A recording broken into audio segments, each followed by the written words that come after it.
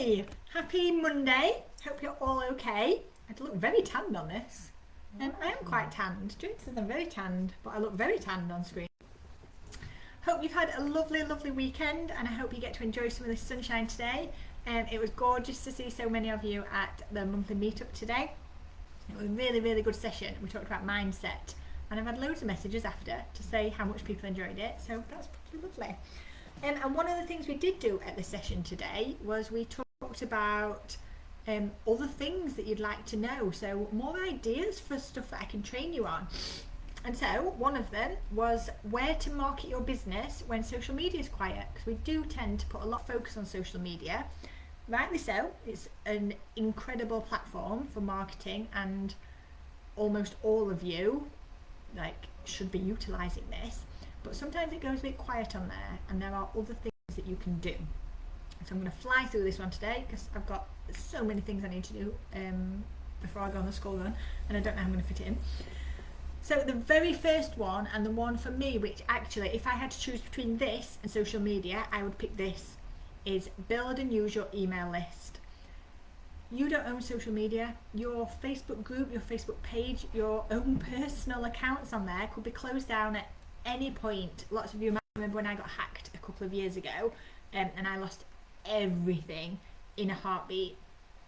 If I hadn't had an email list, like there's about nearly 1,000 people on mine, if I hadn't had that, I could quickly have gone under.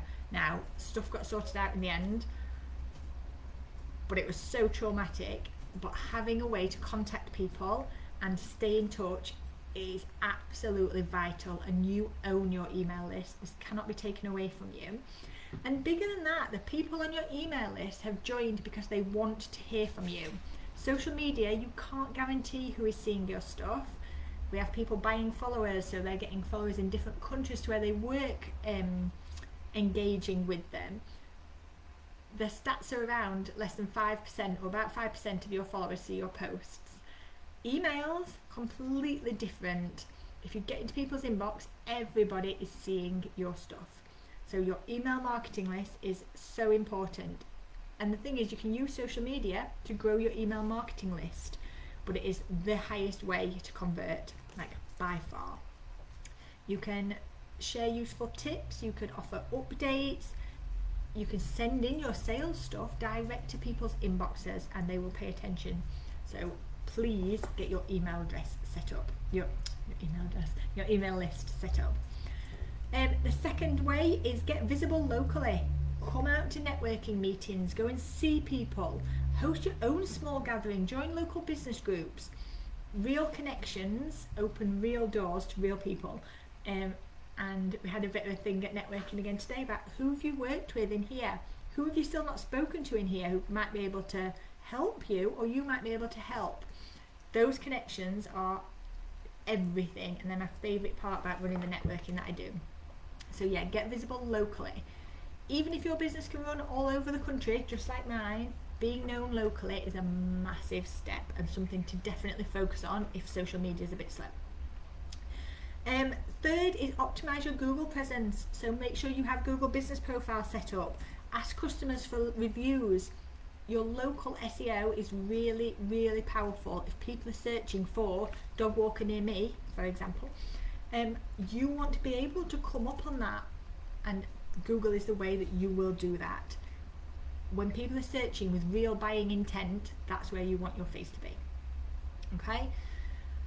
The fourth way is to be used strategically, and it's employing paid ads. If your organic reach is slow, which happens, and again, it can go through fits and starts and phases as as social media changes the algorithm and adapts things. But if your organic reach is slow, Facebook ads, Google ads can really, really help with this. But you must target them properly. You must have a reason. What's your call to action? What is the thing you want people to do when they see your ad? I'm getting targeted with a load of wrestling ads at the minute for local little groups that are doing wrestling events. I keep getting targeted one in Glasgow, and I keep saying to Tom, and I was laughing about it, I am so far away from Glasgow.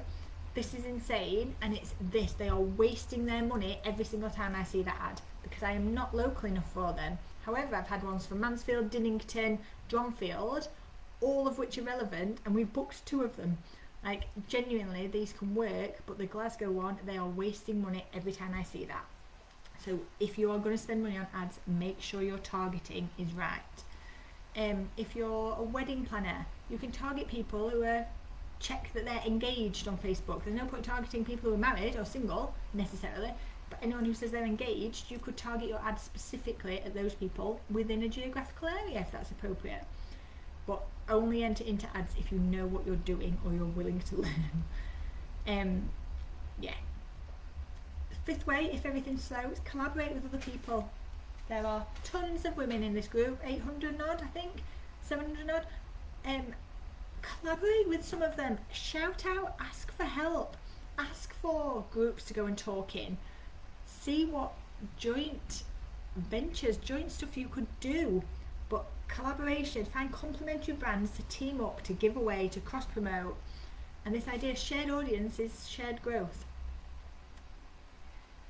I think when social media feels stuck, people just stop doing anything, and there is so much other stuff you could do. As part of that collaboration, you could look at micro influencers, so not the big ones with the massive followings, but the ones with a real foothold in your niche.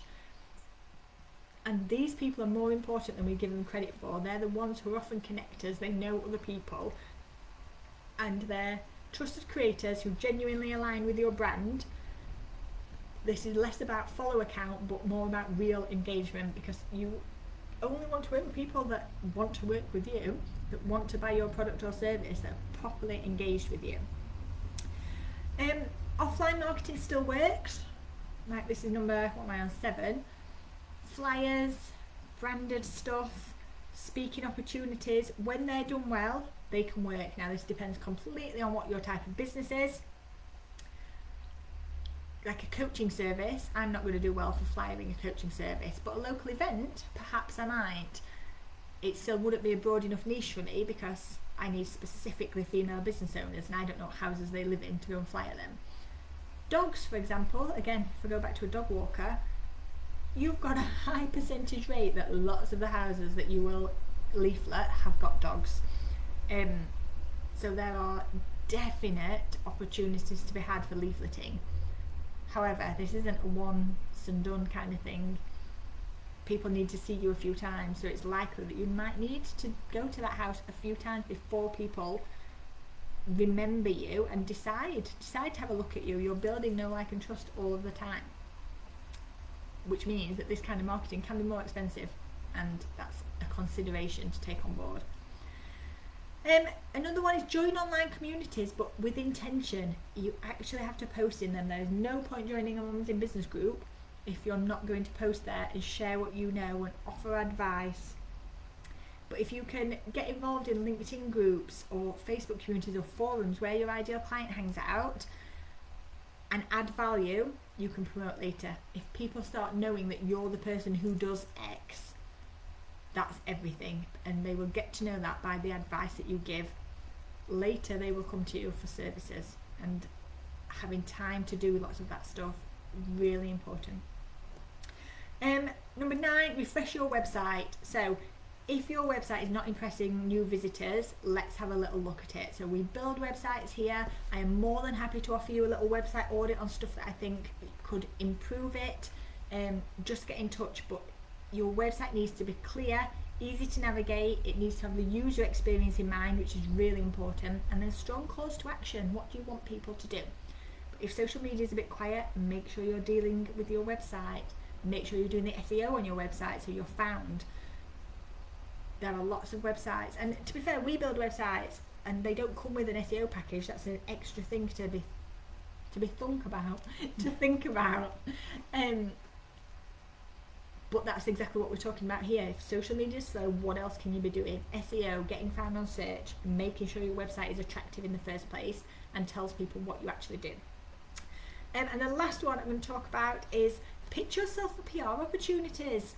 Again, you have no idea who's around and who, oops, I've just crashed everything, and who can see you in the environment in which you want to be seen.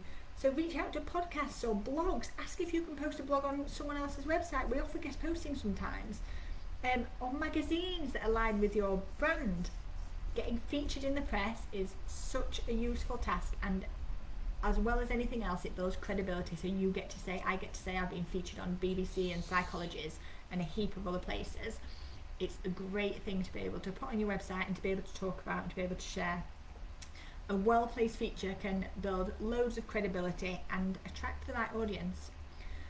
So that's 10 things that you can do if you think social media is a little bit slow. Are there any questions? Oh, hey Karen. Hey Jade. We missed you this morning. I was gutted that you weren't there. Yeah. Any questions on it? I had a great time this morning. Otherwise, we are back. We are not back on Monday because it's bank holiday again. Woo.